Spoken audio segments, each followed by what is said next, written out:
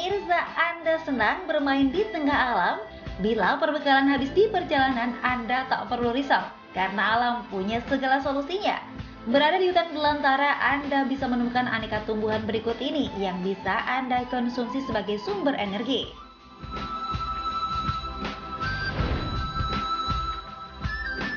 Pertama adalah tumbuhan paku-pakuan, yakni daun rane hijau atau yang populer disebut dengan daun cakar ayam, karena daun berbentuk lonjong ini tumbuh di seluruh bagian cabang. Rane kaya akan antioksidan, anti kanker, dan kerap dimanfaatkan sebagai obat penangkal racun.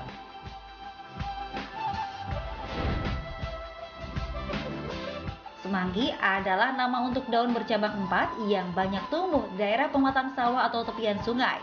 Daun yang kerap diolah dalam campuran pecel ini mengandung banyak nutrisi seperti protein, lemak, dan serat, dan dimanfaatkan dalam sejumlah pengobatan seperti infeksi saluran kemih hingga pengecilan hati.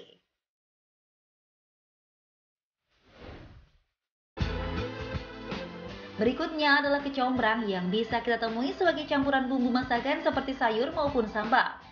Selain nikmat, kecombrang juga mengandung sejumlah nutrisi, yakni protein, vitamin A, B1, B2, B3, dan vitamin C, serta zat besi juga kalsium.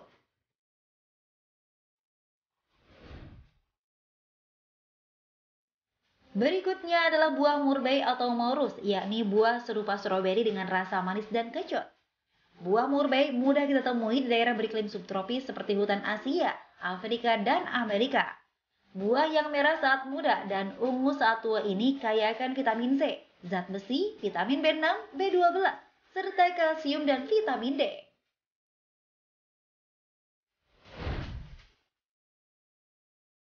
Lalu ada daun pohon-pohan yang kita kenal sebagai lalapan.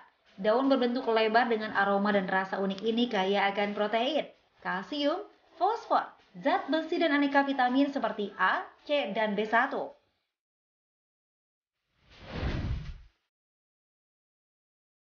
Nah, selain aneka tumbuhan tadi, bila Anda menemukan tanaman cantiki, alang-alang, juga buah cipulukan di tengah hutan, tak perlu takut untuk mengkonsumsinya karena selain enak juga kaya akan nutrisi.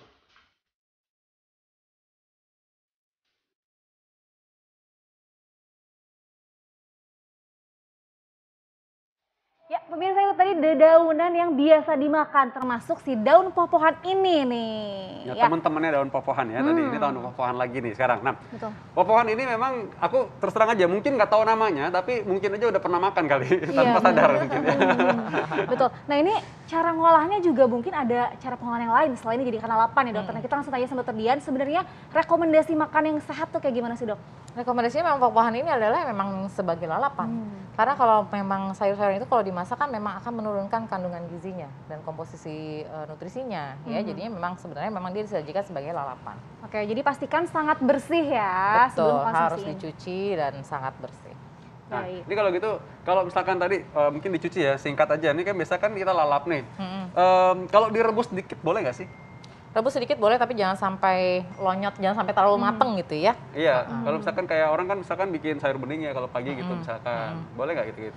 Boleh, tapi kalau untuk ini untuk sayur yang lain atau poh-pohan? Untuk poh-pohan. Kalau untuk Poh-pohan. poh-pohan ya harus jangan terlalu mateng, karena itu tadi segala sayuran sebenarnya kalau terlalu matang pasti ya kandungan gizinya akan turun. Jadi kan kita nggak akan mendapatkan manfaat yang seharusnya ada ya gitu. Baik. Baik, kalau gitu nanti habis ini Dokter Sabrina akan memasak daun poh-pohan ya. Aku minta ya Dokter Sabrina ya. Iya, boleh nanti dimasakin yang banyak ya. Nah dokter, terima kasih banyak atas penjelasannya nih dokter. Nih, nah selanjutnya ini tips untuk para pemirsa untuk bisa mengkonsumsi daun poh-pohan dan mendapatkan manfaatnya secara sempurna. Oke, ya. Jadi pemirsa, jadikanlah poh-pohan ini sebagai salah satu pilihan untuk sayur-sayuran. Nggak perlu setiap hari lah ya, 2-3 hari sekali gitu ya. Karena tiap hari juga pasti akan rasanya tidak familiar dan juga agak jarang ditemukan. Iya. Ya. Jadi memang jadikanlah menjadi salah satu pilihan dengan dikonsumsinya ya sebagai lalapan ya.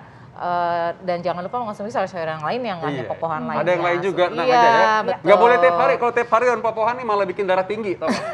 Kesel, kalau tiap hari ini terus ya. Gitu ya. Makasih dokter ya, kita akan kembali lagi tiap Senin sampai Jumat. Ingat pukul 9 waktu Indonesia Barat. Saya Dokter Vito Damai. Saya Dokter Sabrina Raisa. Indonesia hidup sehat.